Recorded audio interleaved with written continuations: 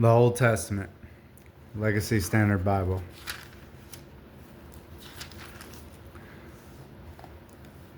Genesis 2. Thus the heavens and the earth were completed, and all their host. And on the seventh day God completed his work which he had done, and he rested on the seventh day from all his work which he had done. Now no shrub of the field was yet in the earth, and no plant of the field had yet grown, for Yahweh God had not caused it to rain upon the earth, and there was no man to cultivate the ground. But a stream would rise from the earth and water the whole surface on the ground.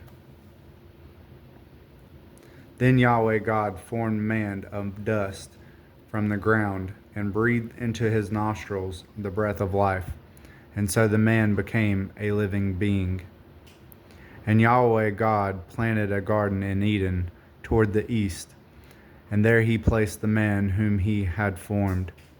And out of the ground Yahweh God caused to grow every tree that is desirable in appearance and good for food, the tree of life also in the midst of the garden, and the tree of knowledge of good and evil. Now a river went out of Eden to water the garden, and from there it divided and became 4 rivers. The name of the first is Pishon. It is the one that went around the whole land of Havilah, where there is gold. Now the gold of that land is good. The bdellium and the onyx stone are there. And the name of the second river is Gihon. It is the one that went around the whole land of Cush. And the name of the third river is Tigris. It is the one that went east of Asher. And the fourth river is the Euphrates. Then Yahweh God took the man and set him in the Garden of Eden to cultivate and keep it.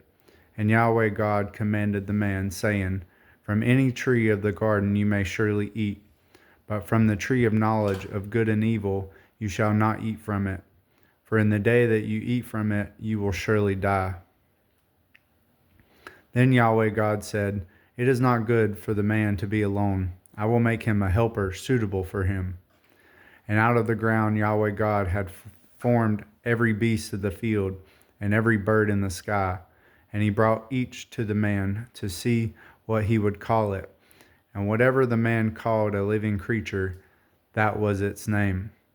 And the man gave names to all the cattle and to the birds of the sky and to every beast of the field. But for Adam there was not found a helper suitable for him. So Yahweh God caused a deep sleep to fall upon the man, and he slept.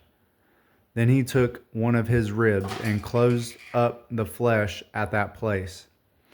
And Yahweh God fashioned the rib, which he had taken from the man, into a woman, and he brought her to the man. Then the man said, This one finally is bone of my bones and flesh of my flesh. This one shall be called woman, because this one was taken out of man.